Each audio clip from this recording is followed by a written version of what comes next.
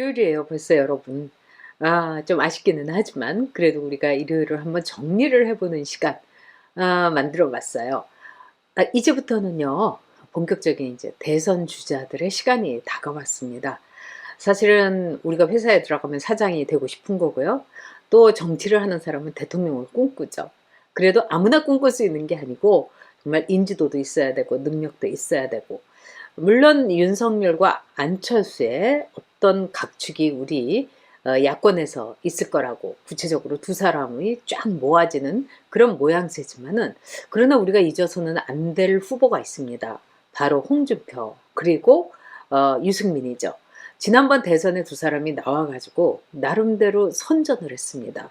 특히 홍준표 후보의 경우는 그 당시에 자유한국당이 4%의 지지였는데 24%를 얻은 상당히 경쟁력이 있는 후보였죠.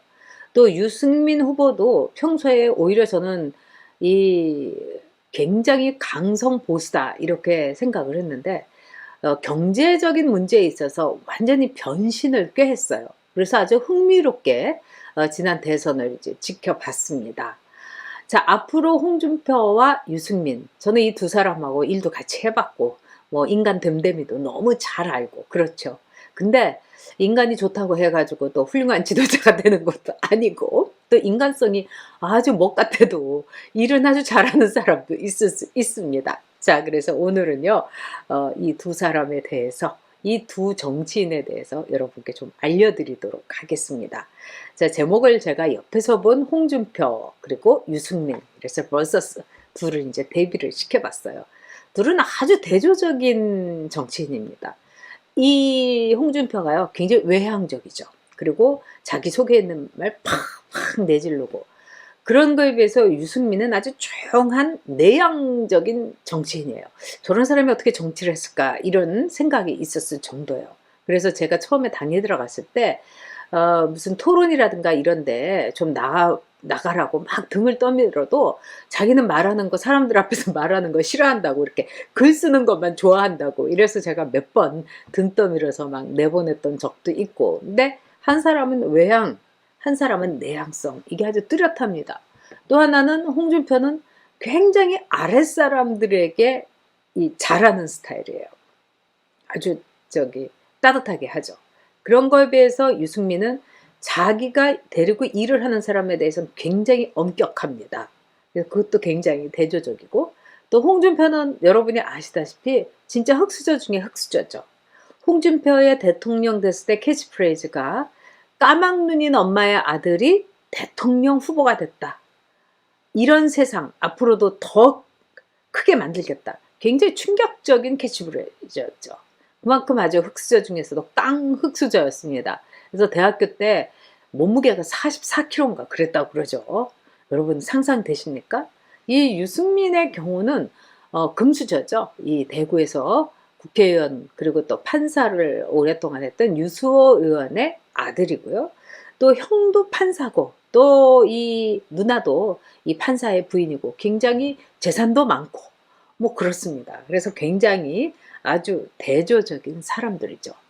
그런데 우리가 한번 이 사람들을, 제가 홍준표는 어떤 인물이다 이러면 저는 따뜻한 인물이다, 그리고 진짜 가정적인 인물이다, 그리고 타인에 대해서 뭐 재밌게 해주는 사람, 굉장히 유머러스한 인물이다, 이렇게 얘기를 하겠어요. 그 다음에 유승민 의원에 대해서 얘기를 하자면 굉장히 명석한 인물이다. 그런데 자기 세계에 지나치게 빠져있는 인물이다. 그래서 한동안 국회의원이면서도 국회에 나오지 않은 적도 많았어요. 그러니까 굉장히 뭐라고 할까, 자기 중심적인 인물이다, 이렇게 볼 수 있죠. 그러나 이 두 인물도 굉장히 그 정치적인 변화에 따라서 자기 자신을 변신시키고, 또 어떤 점에서는 이 급 변화, 아주 다른 쪽으로 이렇게 자기 자신을 이렇게 던지면서 나름대로의 지명도를 얻은 그런 정치인이라고 생각합니다. 이 홍준표 선수에 대해서는 사람들이 너무 사람 뭐 말을 그렇게 뭐 이상하게 한다, 뭐 아재다, 꼰대다 이러는데, 직접 만나보면은 굉장히 귀여워요.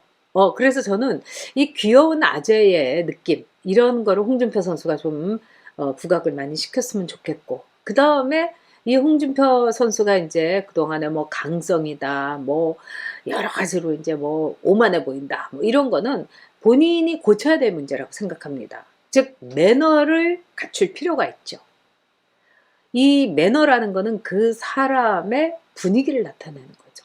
유권자들, 특히 요즘과 같이 예민한 20대, 30대 이런 유권자에게 어필을 해서 득표 능력을 올리기 위해서는 홍준표는 매너에 대해서 좀 그의 이 재밌고 진솔한 인간미를 내놓을 수 있는 그런 매너, 이걸 갖추는 게 좋겠고요. 그 다음에 유승민의 경우는 결국은 이제 이 왜 그 바른미래당에서 그 많은 사람들이 유승민을 버리고 다시 이 국힘으로 복귀했느냐, 이걸 생각하면 답이 나옵니다. 베풀어야죠. 자신을 던져야죠. 손해봐야죠. 뭐 이런 것들. 근데 뭐 이런 거를 뭐 꼭 이렇게 강조하고 싶진 않습니다. 왜냐하면 오늘은 오히려 여러분께요, 두 사람의 공약을 한번 비교하면서 이제 중요한 거는 정책적인 투표, 또 정책을 얼마나 잘 추진할 수 있는 이 나라를 부유하고 강한 나라로 만드느냐. 저는 이게 굉장히 중요하다고 생각합니다. 왜? 그거는 우리 아이들의 미래이기 때문입니다. 자, 그러면은 먼저 이 홍준표 선수 어떤 이 정책을 갖고 있는지, 지난번에 두 사람의 이 대선에서의 공약을 보면은 아주 명확하게 여러분 설명드릴 수가 있습니다. 한마디로 홍준표 선수는요, 이 정통 우파의 가치를 처음부터 끝까지 아주, 지금 그런 거 얘기하면 안 되는데 이래도 끝까지 밀고 나간 게 홍준표입니다. 그래서 지방선거 치를 때도 나라를 통째로 바치시겠습니까? 이래갖고 사람들이 난리를 쳤지만 결국 홍준표가 맞았던 거죠, 여러분. 그래서 홍준표는 우직하게 정통 우파의 가치를 끝까지, 처음부터 끝까지 일관되게 주장을 그 당시에 대통령 선거에서도 그랬습니다. 저는 앞으로도 그러리라고 봅니다. 그러면 한번 홍준표의 공약을 우리가 돌아가서 한번 보도록 할까요? 자, 1번은 뭐냐면 담배세를 내리겠다는 거였어요. 근데 지금요, 이 화면 나누기가 안 돼서 제가 1번을 이렇게 빠뜨렸습니다. 자, 2번 차량 2000cc 미만 유류세 50% 인하. 자, 그 다음에 중요한 공약을 빨간 줄 친 것만 얘기하겠습니다. 기업의 규제를 철폐해갖고 코스피를 3천을 만들고 일자리 문제를 해결하겠다. 아마 홍준표가 대통령이 됐다면 코스피 저는 5천 됐을 거라고 생각합니다. 자, 그리고 이번에 문재인이 3천을 만든 건 문재인이 만든 게 아니죠, 여러분. 기업이 만든 겁니다. 근데 홍준표는 코스피 지수 5천 만들 수 있다. 저는 이렇게 여러분께 감히 단언합니다. 강성, 세 번째는 강성 귀족 노조를 퇴출시키겠다. 5번째, 정교조를 뿌리 뽑겠다. 6번째, 내란을 선동하는 종북 좌파를 쓸어버리겠다. 네. 자, 그 다음에 9번째, 흉악범 사형 집행하겠다. 자, 그 다음에 10번째, 전술핵을 배치해서 핵의 균형을 만들어 전쟁을 방지하고 강력한 한미동맹 강화로 북한 정권을 고사 직전으로 만들겠다. 네. 11번째, 유사시에 북한을 응징하겠다. 이렇게 얘기했습니다. 그 다음에 12번째, 북한에 단돈 1원 한 푼도 주지 않겠다. 네, 하여튼 이런 아주 홍준표다운 이 주제를 통해 가지고, 공약을 통해서 나름대로 24%라는, 즉 이 홍준표의 개인기를 보여줬다, 이렇게 볼 수 있죠. 그렇다면 여러분, 이제는 또 유승민의 공약이 어땠는지 여러분께 말씀드리겠습니다. 이게 아마 4년 전이지만 굉장히 비슷하죠. 네. 유승민의 공약은요, 좌와 우를 섞은 완벽한 중도 공약이에요. 그래서 그 당시에 저는 사실 유승민의 공약을 보고 굉장히 놀랐습니다. 아니, 어떻게 그렇게 저와 함께 비서실장과 대변인으로 일했던 유승민으로서는 사실 상상도 할 수 없는 공약을 만들었기 때문입니다. 한번 자료를 보면서 얘기하도록 하겠습니다. 자, 당시에 유승민은 비정규직 사용 총량제 이렇게 얘기했어요. 그래서 경제 정의가 살아있는 공정한 나라를 만들겠다가 유승민의 공약이었어요. 그래서 이 말하자면은 벤처 투자 이것도 자기가 세제 지원을 하겠다. 그리고 실패한 데에는 다 환급을 해주겠다. 뭐 이런 말도 했습니다.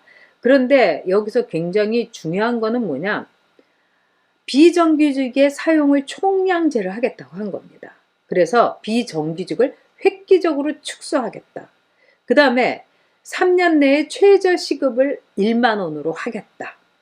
굉장히 비슷하죠? 지금의 문재인 정권하고 똑같습니다.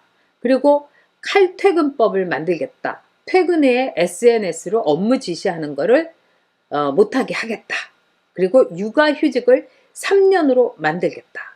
또 청년 실업자 실업수당을 지급하겠다. 이겁니다. 그 다음에 국민연금 최저연금액을 보장하겠다. 그 다음에 부양의무제를 폐기하겠다. 이게 이제 복지 공약이었습니다. 근데 재벌 개혁에 대해서 어떻게 보면 문재인 정권 못지않게 엄청나게 과격한 어떻게 보면은 반기업적인 공약을 냈습니다. 집단 소송제를 실시하겠다. 그리고 지금 이 문재인 정권에서 민주당에서 막 샤우팅을 하는 이른바 징벌적 손해배상제를 실시하겠다. 그리고 재벌 일감 몰아주기 못하게 하겠다. 또 재벌의 가석방이라든가 이 사면 이거 막겠다. 이렇게 얘기를 했습니다. 자, 그런 점에서 이제 그 유승민 그 후보는요, 그런 얘기를 하더라고요.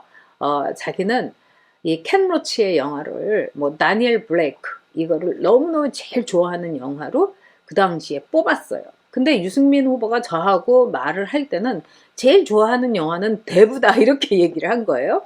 저는 뭐 켄 로치의 뭐 다니엘 블레이크나 아니면 대부나 영화로서의 완성도에서는 둘 다 훌륭하다고 생각합니다.